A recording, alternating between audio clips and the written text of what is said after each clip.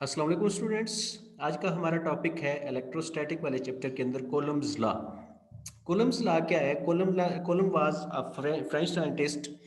इसने एक कॉन्सेप्ट दिया कि फोर्स किस तरह रिलेटेड है चार्ज की मैग्नीट्यूड के साथ और चार्ज के बिटवीन जो डिस्टेंस होता है। जब दो चार्जेस एक दूसरे के करीब पड़े हुए हैं, एक दूसरे की फील्ड के अंदर मौजूद हैं, तो वो कैसे एक दूसरे को इंटरेक्ट करते हैं, कैसे एक दूसरे के साथ इंटरेक्ट करेंगे, कैसे एक दूसरे को इफेक्ट करेंगे, कैसे उन वो एक दूसरे के ऊपर फोर्स लगाएंगे जिसके सबब उनकी फोर्स इफेक्ट हो सकती है, फोर्स कम या ज़्यादा हो सकती है। ये सारा प्रोसेस हम इस चैप्टर के इस सॉरी टॉपिक के अंदर देखेंगे, कूलम्ब्स लॉ।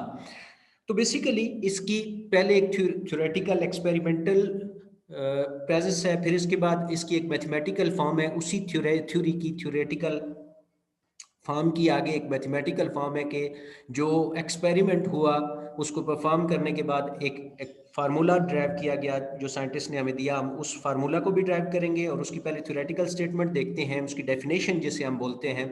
डेफिनेशन क्या है कि जब भी दो चार्जेस को हम एक दूसरे के करीब लेकर आते हैं तो चार्जेस के दरमियान दो तरह की फोर्स हो सकती है जो वो उनको इफेक्ट करती है। एक फोर्स ऑफ अट्रैक्शन होती है और एक फोर्स ऑफ रिपल्जन होती है।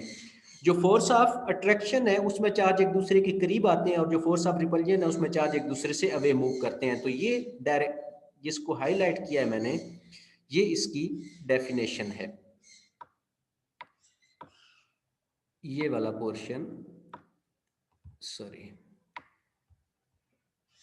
ये डेफिनेशन है कूलम्ब्स लॉ की। द फोर्स ऑफ अट्रैक्शन और repulsion between two point charges is directly proportional to the product of the magnitude of the charges.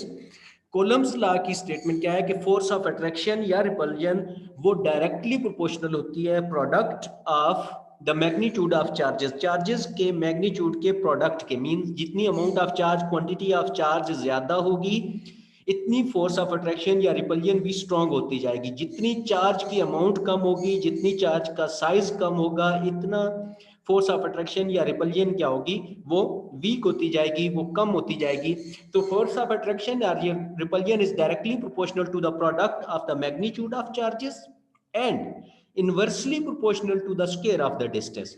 और उन चार्जेस के दरमियान, चाहे वो पॉजिटिव नेगेटिव है, चाहे वो पॉजिटिव पॉजिटिव है, चाहे वो नेगेटिव नेगेटिव चार्ज है, उसके उनके दरमियान जो डिस्टेंस है उसके इन्वर्सली प्रोपोर्शनल है। किसके? Square of the distance. मतलब अगर हमारे पास डिस्टेंस मौजूद है और उसका हम स्क्वायर लेने के बाद हम डिसाइड करेंगे कि इसकी फोर्स कितने time, 2 time, 4 time, 6 time, sorry 6 time नहीं, 9 टाइम, 16 टाइम, 25 टाइम इंक्रीज कर रही है या डिक्रीज कर रही है, तो वो बेसिकली डिपेंड करता है उस ऑब्जेक्ट के, उन बॉडी के डिस्टेंस, सॉरी चार्ज बॉडी के डिस्टेंस के दरमियान की आया कि वो कितने करीब हैं या कितने अवे हैं।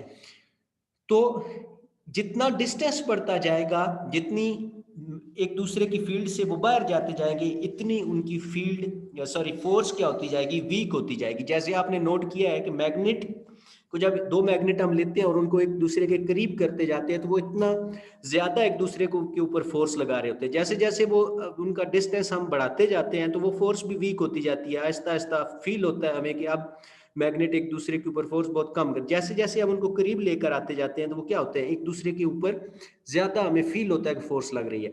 तो इसी तरह चार्जेस का भी यही फिनोमेना है कि चार्जेस जब एक दूसरे के करीब होते हैं तो वो ज्यादा फोर्स एक दूसरे के ऊपर लगाते हैं, जैसे जैसे वो अवे जाते जाते हैं तो फोर्स वीक होती जाती है और फोर्स के वीक होने की वजह से, डिस्टेंस ज्यादा होने की वजह से फोर्स कम हो जाती है। तो इसका मतलब है वो एक दूसरे के इन्वर्सली प्रोपोर्शनल है।